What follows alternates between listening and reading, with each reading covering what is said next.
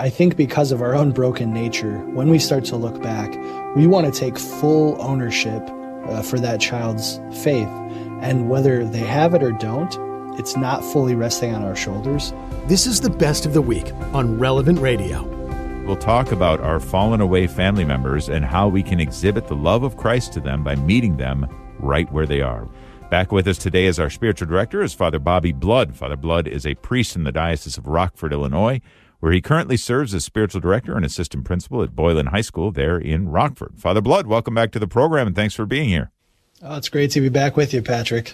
I'll just put this out there, Father, for your own evaluation and comments, but would you agree with me that it's the wrong question to ask about what could I have done better? Absolutely. Sometimes we get lost in the weeds. We start looking backward and nitpicking the things we've done. And, well, did I misstep here? I didn't know this devotion then. And we try to look backward. And instead, we have to look at where are we really? Where are we at right now? And then maybe the more important question, where are we going? Right. Very good. Well, I think that's a great place to start. But let's back up here, Father, and maybe just the reasons that people can leave the faith, the choices that guide their lives, the influences that have placed upon them are manifold, right? But I think that there are some trends at least, some common reasons why people leave the faith. Any thoughts about that? Any common reasons why people would leave the faith? I think the hardest thing about it is folks don't often tell you actually why they walked away. Yeah. Like they might give you one example, but underneath that example is a whole mountain of maybe little micro problems. But in my experience as a priest, you might meet somebody who has some disagreement with the teaching. Well, the church teaches X, Y, and Z. I disagree with that, and so I'm going to wholesale leave. Maybe they had a bad interaction with a Christian, or even specifically with a priest. I had a bad interaction with somebody, so I'm going to step away. And maybe the most prominent one that is harder to address, and that's this idea that I didn't get anything out of it. I went to Catholic school my whole life. I went to Mass every Sunday. I never get anything out of it. Why would I go back? And I think that's where we as the faithful have to start to ask the question, how can we help the people in the pews to receive what God is trying to offer, especially through the sacrifice of the Mass? Mm-hmm. I'm wondering, Father, since you're working as a spiritual director there in a high school, I mean, are these types of conversations, do they come up at all as you're talking with some of the students or their parents? I mean, and maybe there's parents who are worried that their children are going to step away from the faith. And what role does this play in your own profession there, Father? It's all the time. Yeah. And I would say it doesn't come out right away on its own. But, I'll run into parents at a parish. I'll be saying Mass, and I just ask, where's so-and-so today? And you can just see sort of they're downtrodden about it. Well, we wish they were. But they've already started to wander even at 16, 17 years old. But I've also seen the inverse, where there are students who have some powerful experience on a retreat, and then I ask, where do you go to Mass? We didn't grow up going to Mass, and so trying to find communities to go with them, and so it's all the time, because it's sort of fragile in these transitory times of life, right? They're going off to college, things are going to change, they'll see another transition when, please God, they get married, and so all of these tough moments of trying to address the need, and I think in the high school, I've been trying to open more dialogue, right? If there's some disagreement with the church, let's talk it out. Let's wrestle with it. And so that's been the big invitation is I'm not afraid of a disagreement. The Lord's not afraid of it, so let's invite him into that place. Let's start looking at this from the other side too, Father, not just what's going on the human level, but what's going on the divine level as well. I mean, we talk about faith as a gift from God, so I'd like to hear from you more about what that actually means. But does that actually mean, too, is that, I mean, that gift is given, I assume, in freedom, and it's given for freedom, so that we have the freedom to accept it or reject it, I suppose, as well, yeah? Mm-hmm. Yeah, we talk about the theological virtues, right? So these are the virtues that are gifts from God. So we think of other virtues, temperance, that's something we practice. And so I'm going to grow in this good habit. But when we talk about the theological virtue, it's something that's offered by God. So he divinely infuses the gift of faith. Now, by the nature of our baptism, we have that gift. But we have to remain in dialogue with him, right? I can't just decide, I'm going to be faithful today. I'm going to pick myself up on my bootstraps and I'm going to do it. It's always and everywhere a response to God acting first. And so I think for those of us who've been given this gift of faith and responded well to it, it seems sort of obvious. But for a lot of young people especially, they only know how to hit goals by themselves, right? They carry a lot on their own shoulders. So they have to be given permission to say, actually, let's have a conversation with Jesus about that and see where he wants to move. Because it's there where inspiration happens. It's where we see the roots go deeper, never extrinsic from that relationship with God.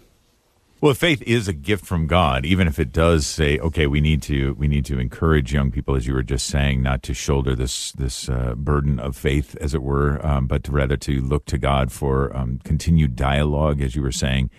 But could any of the blame, I guess I'm playing a little bit of a devil's advocate here, but could any of the blame for people, and especially young people, falling away from the faith be laid on God's doorstep then?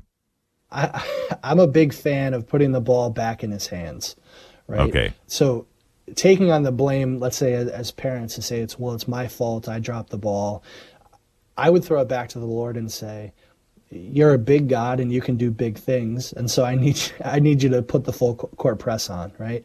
It'd be hard to say the word blame because in his perfect wisdom and goodness to us. But I would say sometimes it is, going back to the Lord and saying, all right, you got to take over. I don't have anything left. Right. And maybe, okay, so let me ask the question a little bit differently too and say that, could it be that in God's, at least his permissive will, that he is allowing somebody to step away from the faith for a time only to work redemptively later on in life? Absolutely. And I think we've probably all had examples of that in our life, watching people almost like a reconversion, a moment where I had faith growing up and then I wandered and they come back and realize what they'd left. And they become some of our greatest evangelizers because now they've started to take ownership. And the Lord would know that. He would know that had that person not wandered for a time, they wouldn't be as wholesale bought into what the Lord is asking. Mm-hmm. It's like they've fallen in love, whereas before it may have been a relationship that was forced upon them, like, weird Uncle Joe who's, go and give your Uncle Joe a hug, something like that, where I don't want to, whereas now they've gotten to this place. I really love Uncle Joe. I really love God, and I want to explore this relationship and grow deeper and deeper in intimacy with him. That's kind of what I'm analogically thinking of. Yeah, and we would hope that even those of us who are faithfully in the pews every week are still trying to receive and stir up that love you're talking about. Absolutely. Right? We don't wait until we're totally gone, but to say, I'm not yet where I should be. I want to be more in love. I want to be deeper in faith. And so I'm going to do my best to be present to what he's offering. But I think you're right on. All right. You mentioned before, Father, you at least made allusion to the whole role of the community. Like if it's somebody who didn't necessarily grow up going to Mass and now you're trying to get them into the habit of going to Mass, one of the first things you seem to be insinuating to do is to gather people together around that person so they don't feel like they're just doing it on their own. Could you talk a bit more about the whole role of community in helping young people in the faith, either stick to the faith or to bring them back to the faith? Absolutely. I think as human beings made in the image and likeness of God, we're communal by nature. We're built for relationships. And so when we talk about inspiring the faith or deepening the faith, we can't lose that essential part of community. And so what does that look like in practicality, right? It doesn't look like a lot of people circling around somebody saying, these are the things you have to do. Right. But instead, I think first and foremost, encouragement. Especially young people, but really people in general, are longing to be encouraged, to be noticed when they do something well, to be called on to more when they know that they're struggling. And so we should be quick and easy to encouragement in all of our communities. And then also, too, you have the witness of other people around you. I think about the theology department at the school I'm at now at Boylan, and the theology teachers are all very different, and they're all teaching similar things, but the way that they witness is each unique, and I've watched different students be compelled, because of their example, just being around them, to want to go deeper. And so for us as the members of a community to ask the question of ourselves, what is it about me and my personality and my perspectives that I could witness in a positive way to the people around me? Because that itself is an encouragement to take one step deeper.